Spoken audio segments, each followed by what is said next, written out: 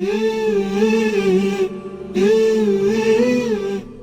باللہ من الشیطان الرجیم بسم اللہ الرحمن الرحیم رب اشرح لی صدری ویسر لی امری واحلل عقدۃ من لسانی یفقهوا قولی اللہم صل علی محمد وآل محمد وعجل فرجہم۔ آج ہم شروع کریں گے علم صرف کی جو پہلی کتاب ہے، تمہیدی کتاب ہے، اس کو شروع کریں گے جس کا نام ہے شرح امثلہ۔ شرح امثلہ، اس کو شروع کرنے سے پہلے ہم چند باتیں بتانا ضروری سمجھتے ہیں جو کہ مقدمہ علم کے طور پہ بیان کی جاتی ہیں۔ یعنی کسی بھی علم کو شروع کرنے سے پہلے آپ کا چند باتوں سے مطلع ہونا ضروری ہے۔ ابھی شرح امثلہ یہ علم صرف کی پہلی کتاب ہے۔ اس کو شروع کرنے سے پہلے ہم علم صرف کے حوالے سے چند عمومی باتیں بیان کرنا ضروری سمجھتے ہیں۔ سب سے پہلی چیز کہ علم صرف کی تعریف کیا ہے، علم صرف سے مراد کیا ہے۔ دوسری چیز، علم صرف کا موضوع کیا ہے، یہ کس چیز کے بارے میں بحث کرتا ہے۔ تیسری چیز، علم صرف کا فائدہ کیا ہے، اور چوتھی چیز، علم صرف کو وضع کرنے والا کون ہے۔ یہ کسی بھی علم میں جانے سے پہلے آپ کے لیے ان چیزوں سے مطلع ہونا ضروری ہے۔ ہم ان چیزوں کے بارے میں آگاہی حاصل کر لیں، پھر اس کے بعد جو ہماری کتاب ہے شرح امثلہ، پہلی کتاب علم صرف کی، اس کے اندر ہم داخل ہو جائیں گے، اس کے مطالب میں ہم داخل ہو جائیں گے۔ پہلی بات جو ہے علم صرف کی تعریف، تو اس کو ہم اس طرح بیان کرتے ہیں، ایسا علم کہ جو ہمیں سکھاتا ہے کہ آپ ایک لفظ کو، ایک صیغے کو، ایک لفظ کو کیسے مختلف صیغوں میں پھیر سکتے ہیں، کیسے مختلف صیغوں میں تبدیل کر سکتے ہیں، علم صرف کہلاتا ہے۔ مثال کے طور پہ ہمارے پاس ایک کلمہ ہے ضربن، جس کا مطلب ہوتا ہے مارنا۔ اس ایک کلمے کو آپ نے کیسے مختلف صیغوں میں پھیرنا ہے، کیسے مختلف صیغوں میں، مختلف کلمات میں تبدیل کرنا ہے، جو علم ہمیں یہ سکھائے گا اسے ہم علم صرف کہتے ہیں۔ ابھی اس ضرب سے ہم کئی کلمے بنا سکتے ہیں۔ ضربا، اس ایک مرد نے مارا۔ یضربو، وہ ایک مرد مارتا ہے یا مارے گا۔ ضارب، مارنے والا مرد۔ مضروب، وہ مرد کہ جسے مارا گیا ہو۔ اسی طرح سے اور بھی آپ بہت سارے صیغے بنا سکتے ہیں۔ تو یہ جو مختلف صیغے ہم حاصل کرتے ہیں، یہ کیسے حاصل کریں؟ جو علم ہمیں یہ چیز سکھاتا ہے اسے علم صرف کہتے ہیں۔ اور صرف کا معنی بھی ہوتا ہے پھیرنا، صرف کا معنی ہوتا ہے تصریف، صرف اس کا معنی ہوتا ہے پھیرنا۔ چونکہ یہ علم ہمیں سکھاتا ہے کہ ایک لفظ کو کیسے مختلف صیغوں میں پھیریں، ایک لفظ کو کیسے مختلف صیغوں میں تبدیل کریں، اسی وجہ سے اس علم کو علم صرف کا نام دیا جاتا ہے۔ دوسرا نقطہ جو ہم بیان کریں گے، اس علم کا موضوع کیا ہے۔ اس علم کا موضوع بناء کلمہ ہے۔ یعنی یہ علم ہمیں سکھاتا ہے کہ ایک کلمہ کو آپ نے کیسے بنانا ہے۔ یعنی ضرب سے ضربہ کیسے بنانا ہے، یضربو کیسے بنانا ہے، اضرب کیسے بنانا ہے، ضارب کیسے بنانا ہے، مضروب کیسے بنانا ہے۔ یعنی ایک کلمے کو چینج کر کے، مختلف حالتوں میں چینج کر کے کیسے نئے کلمات حاصل کرنے ہیں، اور ایک کلمے کو کیسے بنانا ہے، یہ چیز اس علم کا موضوع ہے۔ علم صرف اسی کے بارے میں گفتگو کرتا ہے۔ تیسری چیز، علم صرف کا فائدہ۔ علم صرف کا فائدہ یہ ہے کہ یہ ہمیں قرآن و حدیث سمجھنے میں معاون ثابت ہوتا ہے۔ کیونکہ یہ علوم عربیہ میں سے ہے تو ہمارے لیے یہ قرآن و حدیث سمجھنے میں معاون ثابت ہوتا ہے۔ ایک علم نحو ہے، یہ بھی ہمارا معاون ثابت ہوتا ہے۔ علم نحو کا کیا کام ہوتا ہے؟ علم نحو ہمیں سکھاتا ہے کہ آپ نے زبر کہاں دینی ہے، زیر کہاں دینی ہے، پیش کہاں دینی ہے، فلاں حرکت کہاں لے کے آنی ہے، یہ ہمیں علم نحو سکھاتا ہے۔ لیکن علم صرف سکھاتا ہے کہ آپ نے مختلف معانی جو حاصل کرنے ہیں، مختلف صیغے لا کے یہ کیسے حاصل کرنے ہیں۔ جب ہمیں یہ چیز آ جائے گی کہ مثلا ایک کلمہ ضرب ہے، اسے ضربہ میں کیسے چینج کرنا ہے اور کیسے معنی حاصل کرنا ہے، یضربو میں کیسے چینج کرنا ہے اور معنی کیسے حاصل کرنا ہے، ضارب میں کیسے چینج کرنا ہے اور معنی حاصل کرنا ہے، جب ہمیں علم صرف پڑھ کے مختلف سیغوں کی طرف ایک کلمے کو تبدیل کر کے مختلف معنی حاصل کرنے کا طریقہ آ جائے گا تو ہم قرآن و حدیث کو سمجھنے پہ قادر ہو جائیں گے، اور قرآن و حدیث سے ہم مختلف معانی کو سمجھ سکیں گے، اور پھر ہم علم دین کو بھی سمجھ سکتے ہیں، اور دین ہمیں قرآن و حدیث کے ذریعے اسلام اور دین ہمیں جو بتانا چاہتا ہے وہ بھی ہم سمجھ سکتے ہیں۔ تو یہ ہے علم صرف کا فائدہ۔ تو فائدہ کیا ہوا؟ علم صرف کا فائدہ یہ ہے کہ ہم قرآن و حدیث کو اچھے طریقے سے سمجھ سکیں اور اپنے واجبات کو انجام دے سکیں اور محرمات کو چھوڑ سکیں، اور الی آخرہ ہی۔ یہ بات ہماری واضح ہو گئی۔ پہلی بات تعریف بھی واضح ہو گئی، دوسری بات اس علم کا موضوع بھی واضح ہو گیا، تیسری بات اس علم کا فائدہ بھی واضح ہو گیا۔ چوتھی چیز، اس علم کا واضع کون ہے؟ اس علم کو کس نے مدون کیا؟ سب سے پہلے تو اس بندے کا نام ہے ابو مسلم معاذ الحراء۔ یہ شیعہ آدمی تھا، جلال الدین سیوطی نے بھی لکھا کہ یہ شیعہ تھا۔ یہ ابو الاسود دؤلی کا شاگرد تھا، اور ابو الاسود دؤلی مولا علی علیہ السلام کے شاگرد تھے۔ تو کیسے ترتیب بنے گی؟ علم نحو بھی بیسیکلی، علم صرف بھی بیسیکلی مولا علی علیہ السلام کی ذات پہ جا کے منتہی ہوتا ہے۔ یہ چونکہ مولا کے شاگرد نہیں، بالواسطہ ایک شاگرد تھا، اسی شاگرد نے ہی اس علم کو وضع کیا۔ ابو مسلم معاذ الحراء، انہوں نے سیکھا ابو الاسود دؤلی سے، اور ابو الاسود دؤلی نے کہاں سے سیکھا؟ مولا علی علیہ السلام سے۔ تو یہ ہو گیا اس علم کا واضح کا تعارف۔ ابھی جب ہمیں ایک عمومی تعارف ہو گیا علم صرف کا، تو ہم علم صرف کی جو پہلی کتاب ہے شرح امثلہ، اس میں اس کے مطالب کو بیان کرتے ہیں۔ امثلہ جو ہے یہ مثال کی جمع ہے، چونکہ مصنف صاحب نے یہاں پہ مختلف مثالیں ذکر کر کے مختلف حالتیں ہمیں بتائی ہیں، تو اسی وجہ سے اس کتاب کا نام امثلہ رکھا ہے۔ مثلا ضرب کی کئی مثالیں ذکر کی ہیں، ضرب، ضربا، ضربو، ضربت، ضربتا، ضربنا، ضربتا، ضربتما، ضربتم، ضربتے، ضربتما، ضربتنا، ضربتو، ضربنا۔ اس طرح یضربو، اس کی کئی صیغے بنائے ہیں، اسی طرح سے اضرب کے، اور کافی سارے مثالیں دے کے ہمیں کلی قواعد بتائے ہیں، تو اسی لیے اس کتاب کا نام امثلہ رکھا۔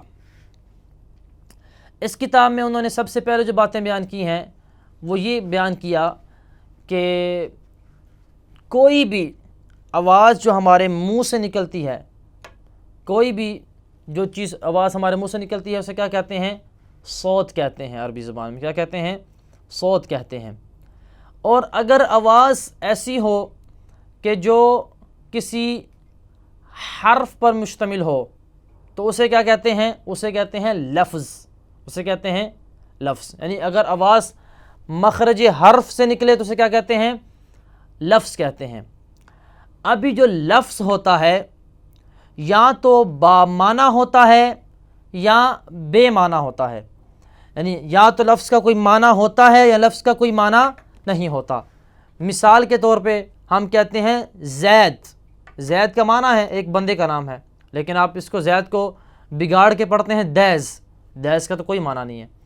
اسی طرح سے لفظ روٹی، روٹی کا ایک معنی ہے، لیکن آپ روٹی کو بگاڑ کے پڑھیں ووٹی، اس کا کوئی معنی نہیں ہے، ٹھیک ہے۔ تو جو لفظ با معنی ہوتا ہے اسے کہتے ہیں مستعمل، اور اسے کلمہ بھی کہتے ہیں عربی زبان میں، اور جو لفظ بے معنی ہوتا ہے اسے عربی زبان میں کہتے ہیں مہمل۔ تو علم صرف میں ہم مہمل کے بارے میں گفتگو نہیں کریں گے، بلکہ کس کے بارے میں گفتگو کریں گے؟ مستعمل اور کلمہ کے بارے میں۔ یعنی علم صرف میں ہم با معنی لفظ کے بارے میں گفتگو کریں گے، بے معنی لفظ کے بارے میں ہم علم صرف میں گفتگو نہیں کریں گے۔ یہ بات ہمارے نزدیک واضح ہو گئی۔ ابھی جو کلمہ اور مستعمل، یعنی ایسا لفظ کہ جو با معنی ہوتا ہے، اس کی تین قسمیں ہیں۔ اس کی پہلی قسم ہے اسم، دوسری قسم ہے فعل، تیسری قسم ہے حرف۔ حرف اس کلمہ کو کہتے ہیں جو اپنے معنی پہ فی ذاتہ ہی دلالت نہیں کرتا، جس کا معنی مستقل نہیں ہوتا، جیسے کہ عربی زبان میں ہے من، من کا معنی ہے سے اپنے معنی پہ فی نفس ہی دلالت نہیں کرتا ہے، جب کسی اور کلمات کے ساتھ ملے گا تو تب اپنے معنی پہ دلالت کرے گا، ورنہ اپنے معنی پہ دلالت نہیں کرے گا۔ آپ صرف سے کہیں تو اس سے آپ کو کوئی معنی سمجھ میں نہیں آتا، لیکن اگر آپ کہتے ہیں سرت من النجف الی کربلا، میں نجف سے کربلا کی طرف چلا، تو یہاں پہ آپ کو معنی سمجھ آ رہا ہے۔ اس کے ساتھ کیا ہے؟ اسم کیا ہوتا ہے؟ ایسا کلمہ کہ جو اپنے معنی پہ فی نفس ہی دلالت کرتا ہے لیکن اس کا معنی کسی زمانے کے ساتھ ملا ہوا نہیں ہوتا۔ اس کی مثال جیسے زید ہے، زید ایک بامعنی کلمہ ہے اور دلالت کرتا ہے ایک ذات پہ کہ جس کے لیے وضع کیا گیا ہے، یہ زید جس بندے کا نام رکھا گیا ہے زید، اس بندے کی ذات پہ دلالت کرتا ہے یہ کلمہ، لیکن اس کے معنی کے ساتھ کوئی زمانہ نہیں ملا ہوا، تو یہ ہو گیا اسم۔ ایک ہمارے پاس کیا ہوتا ہے؟ فعل۔ فعل کیا ہوتا ہے؟ فعل ہوتا ہے ایسا کلمہ جو اپنے معنی پہ فی نفس ہی دلالت کرتا ہے لیکن اس کا معنی کیا ہوتا ہے؟ زمانے کے ساتھ ملا ہوتا ہے۔ مثال کے طور پر آپ کہتے ہیں ناصارا، اس کا معنی ہے اس ایک مرد نے مدد کی۔ مدد کرنا، یہ مدد کرنا یہ معنی کیا ہے؟ واضح ہے، معنی دینے میں کسی کا محتاج نہیں ہے، معنی اس کا واضح ہے، لیکن معنی زمانے کے ساتھ ملا ہوا ہے۔ کون سا زمانہ؟ گزرا ہوا زمانہ۔ اس ایک مرد نے مدد کی، کیا مطلب؟ گزرے ہوئے زمانے میں۔ آپ کہتے ہیں ینصرو، وہ ایک مرد مدد کرتا ہے یا کرے گا، یہاں پہ کیا ہے؟ معنی واضح ہے لیکن معنی کیا ہے؟ ملا ہوا ہے زمانے کے ساتھ، زمانہ حال یا استقبال۔ تو اسی طرح سے خلاصہ کلام یہ ہوا کہ ہمارے پاس کلمہ کی 3 اقسام ہیں، اسم، فعل اور حرف۔ ابھی ان میں سے جو اسم ہے اس کی 2 قسمیں ہیں، مصدر اور غیر مصدر۔ اس میں مصدر وہ ہوتا ہے کہ جس سے آگے مشتقات نکلتے ہیں، جس سے آگے افعال نکلتے ہیں اور جس سے شبہ فعل بھی نکلتا ہے۔ ہم اس کو تفصیل سے بیان کرتے ہیں لیکن ابھی اجمالی طور پہ آپ کو بتائیں، ہمارے پاس اسم کی 2 قسمیں ہیں، اس میں مصدر، اس میں غیر مصدر۔ اس میں غیر مصدر وہ ہوتا ہے کہ جس سے آگے کچھ بھی نہیں بنتا، کچھ اور آگے کلمات نہیں بن سکتے، جیسے کہ زید ہے، زید سے آگے اور کلمات نہیں بنتے۔ لیکن اس میں مصدر کیا ہوتا ہے؟ جس سے آگے اور مختلف کلمات ہم حاصل کر سکتے ہیں۔ مثال کے طور پہ ہمارے پاس ہے، ایک ہے اسم ضربن۔ ضربن کا معنی کیا ہوتا ہے؟ مارنا۔ کیا ہوتا ہے اس کا معنی؟ مارنا۔ یہاں پہ جو مارنا ہے ضربن، اس ضربن سے ہم آگے کئی کلمات حاصل کر سکتے ہیں، ضربا، ضربا، ضربو، ضربت، ضربتا، ضربنا، ضربتا، ضربتما، ضربتم، ضربتے، ضربتما، ضربتنا، ضربتے، ضربتما، ضربتنا، ضربتو، ضربنا، مختلف کلمات ہم حاصل کر رہے ہیں۔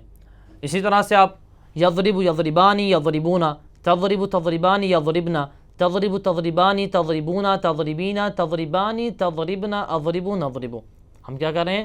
مختلف کلمات حاصل کر رہے ہیں اس ضرب اسم سے۔ تو یہ کون سا اسم کہلائے گا؟ اسم مصدر۔ تو ہمیں سمجھ آ گئی کہ اسم 2 طرح کا ہوتا ہے، اسم مصدر، اسم غیر مصدر۔ جو اسم مصدر ہوتا ہے وہی کلام کی اصل ہے، تو اس کو ہم کیا کہیں گے؟ مصدر کلام کی اصل ہے، مصدر اصل کلام ہے۔ تو یہاں پہ اس ایک جملے کو ابھی ہم نے سمجھنا ہے، مصدر کیا ہے؟ اصل کلام ہے۔ مصدر سے کیا مراد ہے؟ اصل سے کیا مراد ہے؟ اور کلام سے کیا مراد ہے؟ یہ ابھی ہم نے سمجھنا ہے۔ مصدر جو ہے اس سے مراد ہے اونٹ یا بکریوں کے ریوڑ وغیرہ کے لوٹنے کی جگہ۔ لغت میں مصدر کسے کہتے ہیں؟ اونٹ یا بکریوں کے ریوڑ کے لوٹنے کی جگہ، اسے کہتے ہیں لغت میں مصدر۔ اور یا یہ بھی کہہ لیں، لغت میں کہتے ہیں جس سے کوئی چیز نکلے اسے کیا کہتے ہیں؟ مصدر۔ یہ ہوگا لغوی معنی۔ اصطلاح میں مصدر کہتے ہیں ما یصدر عنہ الفعل و شبہہ، جس چیز سے فعل یا شبہ فعل نکلے اسے مصدر کہتے ہیں۔ مثال کے طور پہ ہمارے پاس ہے ضربن، اس سے ہمارے اس ایک کلمے سے فعل نکلتا ہے، ضربا، اس ایک مرد نے مارا۔ دیکھیں، ضربا، اس ایک مرد نے مارا، اپنے معنی پہ دلالت کر رہا ہے اور اس کا معنی زمانے کے ساتھ ملا ہوا ہے، تو لہذا یہ فعل ہے۔ اس سے نکلتا ہے یضربو، وہ ایک مرد مارتا ہے یا مارے گا۔ دیکھیں یہاں پہ کیا ہے، یہ اپنے معنی پہ دلالت کر رہا ہے اور اس کا معنی ایک زمانے کے ساتھ ملا ہوا ہے۔ تو یہ ضربا یضربو کس سے نکل رہے ہیں؟ ضربن سے، اسے ایک مصدر سے۔ تو اس مصدر سے فعل بھی نکلتا ہے، فعل ماضی نکلتا ہے، فعل مضارع نکلتا ہے، فعل امر نکلتا ہے، اور اس میں فاعل نکلتا ہے، اس میں مفعول نکلتا ہے، اس میں آلہ نکلتا ہے، اس میں زمان نکلتا ہے، اس میں مکان نکلتا ہے۔ یہ مختلف چیزیں اس ایک مصدر سے نکلتی ہیں۔ ان کی انشاءاللہ کیا مراد ہے فعل ماضی سے، مضارع سے، ساری سب کی وضاحت آئے گی، لیکن ابھی آپ کو یہ بتانا چاہ رہا ہوں کہ اس مصدر سے مختلف چیزیں نکلتی ہیں۔ فعل بھی نکلتا ہے، اور جو چیزیں فعل کے مشابہ ہیں جیسے اس میں فاعل ہے، اس میں مفعول ہے، یہ ساری چیزیں بھی اس مصدر سے نکلتی ہیں۔ تو خلاصہ کلام، مصدر سے کہتے ہیں ما یصدر عنہ الفعل، یعنی صرفیوں کی اصطلاح میں مصدر سے کہتے ہیں ما یصدر عنہ الفعل و شبہہ، جس سے فعل یا شبہ فعل صادر ہو اسے مصدر کہتے ہیں۔ ایک اور مثال دے دیتا ہوں آپ کو اس کی، نصر، مدد کرنا، اس سے مختلف افعال نکلتے ہیں اور شبہ فعل بھی نکلتا ہے۔ ناصرہ، اس ایک مرد نے مدد کی، یہاں پہ ناصرہ ایک فعل ہے، اس کا معنی زمانے کے ساتھ ملا ہوا ہے۔ ینصرو، وہ ایک مرد مدد کرتا ہے یا کرے گا، یہ فعل ہے، اس کا معنی زمانے کے ساتھ ملا ہوا ہے۔ حل ینصرو، کیا وہ مدد کرتا ہے، اس کا معنی بھی زمانے کے ساتھ ملا ہوا ہے۔ تو یہ افعال مختلف نکل رہے ہیں اس سے۔ اسماء بھی نکال سکتے ہیں، ناصر، مدد کرنے والا۔ دیکھیں یہاں پہ نصر ایک اسم سے کیا نکل رہا ہے، شبہ فعل نکل رہا ہے، ناصر مدد کرنے والا۔ منصور، جس کی مدد کی جائے، تو یہ مختلف افعال، مختلف شبہائے افعال کس سے نکل رہے ہیں، ایک مصدر سے، ایک اسم سے، جسے کیا کہتے ہیں، مصدر۔ مصدر کی اردو زبان میں پہچان کیا ہے؟ اردو زبان میں مصدر کی پہچان یہ ہے کہ جب اس کا ترجمہ کیا جائے تو ترجمہ میں نہ آتا ہے، جیسے کہ ضرب، مارنا، نصر، مدد کرنا، ذہاب، جانا۔ تو دیکھیں جب مصدر کا اردو میں ترجمہ کیا جائے تو غالباً کیا آتا ہے، اس میں نہ آتا ہے، یہ مصدر کی پہچان ہو گئی۔ ابھی ہم نے کہا تھا ہم نے جملے کی وضاحت کرنی ہے، مصدر اصل کلام ہے، مصدر کی ہم نے وضاحت کر دی۔ ابھی آ جائیں اصل کی وضاحت کرتے ہیں۔ اصل کسے کہتے ہیں؟ اصل لغت میں کہتے ہیں کسی چیز کی اساس کو، بنیاد کو کہتے ہیں اصل، اور اصطلاحاً اصل کیا کہتے ہیں، اصل کس کو کہتے ہیں، ما یبنا علیہ شیء غیرہ، جس پہ کسی وہ چیز کے جس پہ کسی دوسری چیز کی بنا رکھی جائے اسے اصل کہتے ہیں۔ ابھی چونکہ فعل اور شبہ فعل کی بنا مصدر پر رکھی جاتی ہے تو مصدر کو اصل کہتے ہیں۔ ابھی دیکھیں ضربہ کی اصل کیا ہے، ضربن، چونکہ یہ ضربہ ضربن سے بنا ہے۔ یضربو کی اصل کیا ہے، یہ بھی واسطے کے ساتھ، اس کی اصل کیا ہے، ضربن ہے۔ ضارب کی اصل کیا ہے، ضربن ہے۔ مضروبن کی اصل کیا ہے، ضربن ہے۔ تو یہ ساری چیزوں کی اصل چونکہ ضربن مصدر ہے تو اس لیے ہم کیا کہتے ہیں، مصدر اصل کلام ہے۔ یہ بات سمجھ آ گئی، اصل کی سمجھ آ گئی، مصدر کی ہمیں سمجھ آ گئی۔ ابھی آ جائیں کلام سے کیا مراد ہے، کلام کسے کہتے ہیں؟ کلام کا لغت میں مطلب ہوتا ہے، عربی ڈکشنری میں اس کا مطلب ہوتا ہے گفتگو کرنا، لیکن اصطلاح میں یعنی اہل فن کے نزدیک، صرفیوں کے نزدیک کلام کا کیا مطلب ہے؟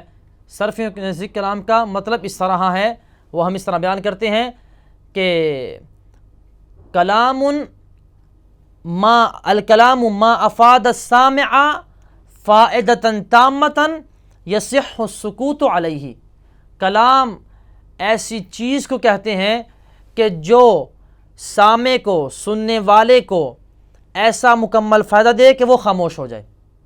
مثال کے طور پہ میں کہتا ہوں زید قائم، زید کھڑا ہے، ابھی یہ اس سے سننے والا ہے وہ خاموش ہو جائے گا، اسے مکمل فائدہ حاصل ہو جائے گا، اسے کوئی ابہام نہیں رہے گا، وہ سمجھ جائے گا۔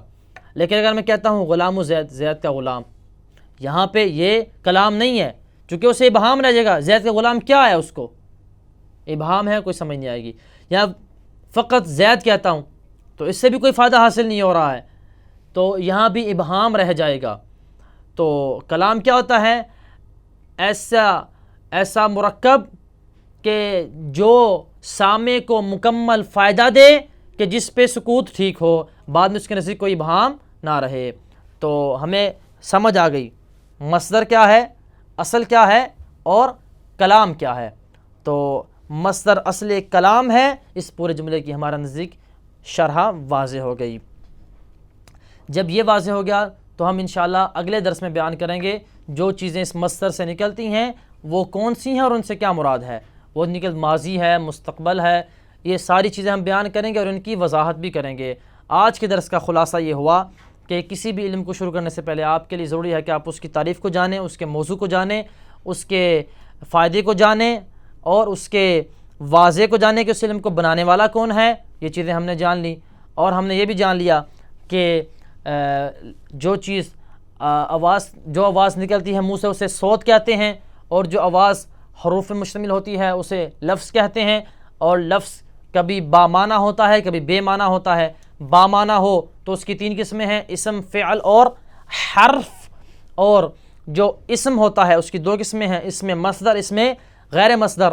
اور ہم نے اس جملے کی وضاحت کی کہ مصدر اصل کلام ہے، اس سے کیا مراد ہے۔ آج ہم اسی پہ اکتفا کرتے ہیں۔ وصلی اللہ علی محمد وآلہ الطیبین الطاہرین المعصومین۔